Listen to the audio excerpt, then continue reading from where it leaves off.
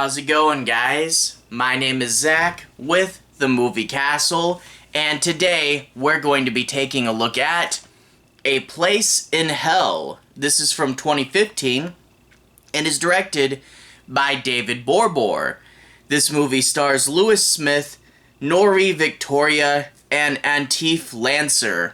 And we're talking about this in October because this is kind of, sort of, barely a Halloween movie. Let me explain. The movie takes place at a Halloween haunt during the off-season, and they sneak in there and wonder about the place when they're not supposed to. That should be cool. Emphasis on should be. But for whatever reason, they barely dwell on this, and the movie doesn't have a sense of atmosphere about it at all, really. Like, if you're gonna throw in a Halloween element, swing for the fences, people. But really, a lot of this movie doesn't work. And I want to preface saying this by pointing out, I'm not a comedy teardown channel. I believe in fair and honest reviews, and I'll say what I honestly think about a movie. I'm not trying to be mean, and I don't take pleasure in this, but this movie is a textbook example of dull and uninspired. It has a few things going for it that could have been seeds to a really interesting horror movie. Breaking into a Halloween haunt off-season, sneaking in where you're not supposed to, and being in this empty place and getting extra Halloween? That should be cool. And they're breaking in to film a movie. A horror movie about horror movies, a movie about a camera crew. A lot of times those are really interesting. But these seeds are never watered. They're barely there, and they're not focused on it. Doesn't have the atmosphere and the energy you would hope for. What this movie focuses on is sadly the wrong things. The acting in this movie is either super wooden or over the top and campy, and there are these two characters that are weird, bad caricatures that get most of the screen time and the movie's attention. One is drunken ex-cop, and you think, okay, he's working himself into a fit trying to solve this mystery, but there's no real mystery or detective work in the script, and in turn, all this character becomes is wallowing around in a drunken stupor, which I think is supposed to be funny. It's way too much of it. A second would be the character Holly Monroe, who is an over-the-top actress stereotype, and it's pretty bad. You know, oh, I changed my name to Monroe because of Marilyn Monroe, and I'm just gonna wander into this shot even though I'm not supposed to be there in the movie because every shot should have me in it or something. I don't know. She is a bad over-the-top caricature. It is very annoying. She eats up way too much of the screen time, and you're just waiting for the killer to get her. The movie focuses on this, and not the things that it should. I mean, it's a slasher movie, but the killer and the kills are both very uninteresting. The killer is basically just a guy. You know, it feels like you're being killed by a stock footage model, you know? Look, the cover has him in a clown mask. He wears the clown mask in one scene because he's blending in with the clowns in the Halloween haunt. He doesn't keep it on. He's just a guy. And it says, inspired by a real serial killer. Yeah, a real serial. Just anyone. Just one of them. Because he's so painfully generic, you know? Like, I get there can be an element of randomness in a serial killer, and in some cases that's a good thing. But even though there's like an element of randomness in Billy from Black Christmas, he still had that voice and erratic speech. And Michael Myers was random. You don't know why the kid shut off, but what he became was iconic. That creepy as heck mask and his mechanical way of killing people. This guy is plain and simply just a guy. and the kills are not thought out. It's like they knew it's a slasher movie, you have to have kills, but it's not the point to just go up and boop, you're dead. Like, the kills are either just like stabbings or stranglings, and there's nothing creative or interesting behind them. There is no memorable kills in this movie at all. No thought. The only unique thing, not really unique, but there's like a psychosexual angle here.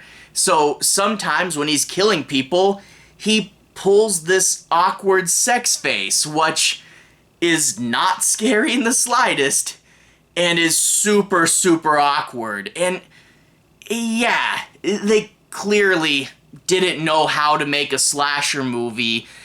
I mean, most of this movie's in the daylight, for goodness sakes. It's just very, very dull, super uninspired, and ultimately it's going to be forgettable. I saw this movie last night, and I feel like large chunks of it are already floating away from me. This is a case, and it is the case with a lot of the worst movies I've covered on here, where I feel like I have to get to the review right away because this movie is going to leave my memory so very quickly. Anyway, let's talk a bit about the plot in order to analyze and break down this movie further. I won't be doing any major spoilers. I do want to say my piece on a few plot points in order to analyze this further. We open up with a serial killer. We get a bit of his background where his mother is yelling at him, telling him that he's nasty, and that's sort of the root for the psychosexual aspect of this killer. And you can tell he's going to kill people for gratification. But that being said, we get a few scenes, like, we get the origin scene, and we maybe get a few scenes with him, like, later on that talk about this a little bit. But I do want to stress, this is not a character study. There's an idea here, and there have been, I mean, Norman Bates, right? There have been several psychosexual killers.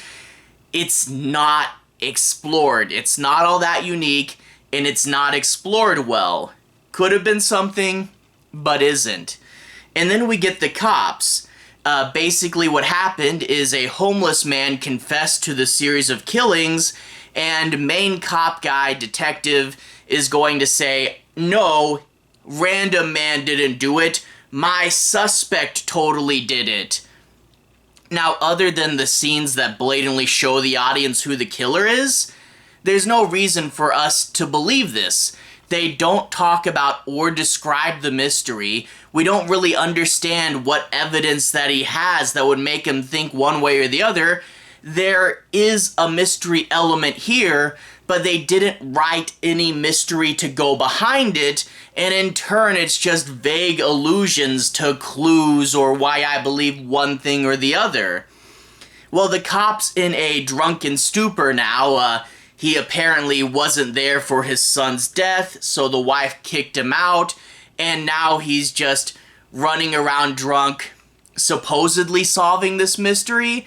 And that's another thing too. There's his supervisor character and newbie character, and those two other cops will get calls about him saying stuff like, what, he's requesting files, or he's talking to a coroner? What's going on? You never see this actually happen. You never see drunk detective actually solve the mystery. You just hear over the phone through his chief that that's apparently what he's doing.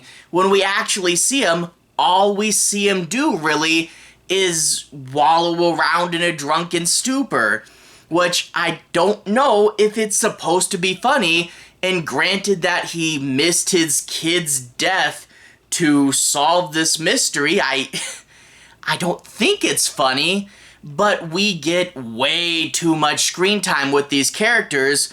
Mild spoiler, cops don't do much of anything in the movie. To be fair though, the movie's plot is so thin and so little matters, most characters don't do much in this movie, but we just get so much screen time with them. I would expect them to amount to something more. Anyway, though, our main characters are a group of film students, and their professor is talking about the genre of horror and says, go out and make a scary movie, which is a dream assignment for school because I can totally guess that in real life your assignments are much more boring. But anyway, they go out to make a scary movie and they decide to film it on a Halloween haunt during the off-season. It's never really elaborated on. Are they supposed to be there? Did they get permission? Who knows? It sounds like they didn't. So they're sneaking in, they're not supposed to be there, the thrill of the trespass? Not really, they set up a flippin' bonfire, like, how do the owners not notice that? And also, very irresponsible to set fire on when you're not supposed to be somewhere. So I think they're breaking in. It's not elaborated on. They're in a haunted house during the off-season, but it's treated like any other set, and you don't get the feel of the place, you know? And, like, the killer's there, and apparently he's living there? Does the killer own this place? I don't know. For however long they waste screen time, you think covering your basics and saying whether you're trespassing or not, like, there's a lot of super obvious things that you think you would talk about when you're doing a movie like this. Speaking of what they should talk about, they're shooting their movie and I have no idea what it's about.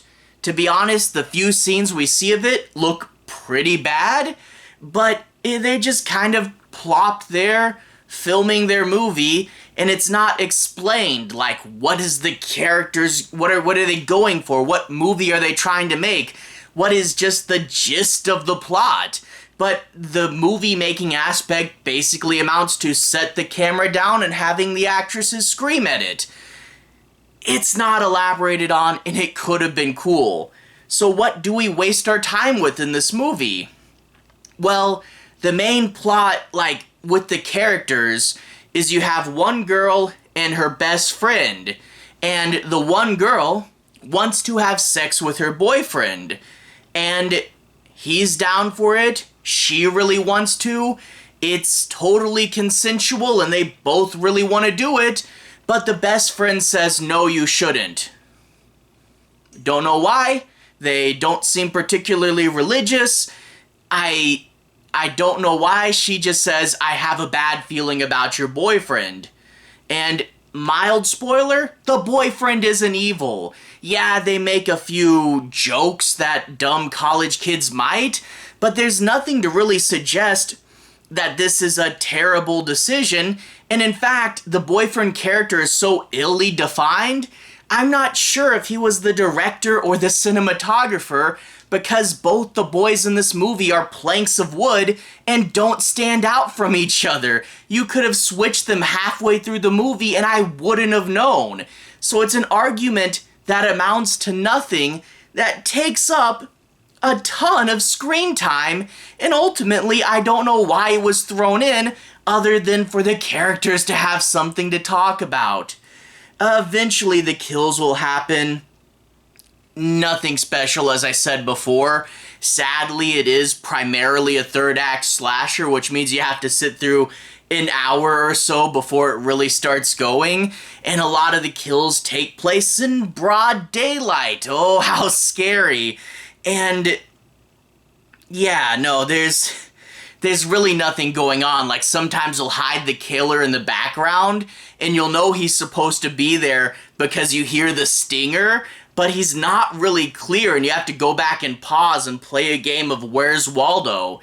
This movie doesn't know how to be scary, doesn't know how to take advantage of its atmosphere. It's just not great. Ultimately dull and uninspired and very forgettable. And yeah, I don't know, this is gonna slip out of my head within a couple hours, it feels like. Anyway, to everyone who's watched so far, thank you for watching. To everyone who's liked and subscribed, thank you. You really are helping the channel out. I'll leave a relevant playlist on the bottom. This should be my slasher movies playlist, where I've talked about several horror movies. Halloween, a much better Halloween horror movie. Anyway, have a good day. I'll see you guys again very, very soon. Relevant playlist on the bottom. Have a good day now.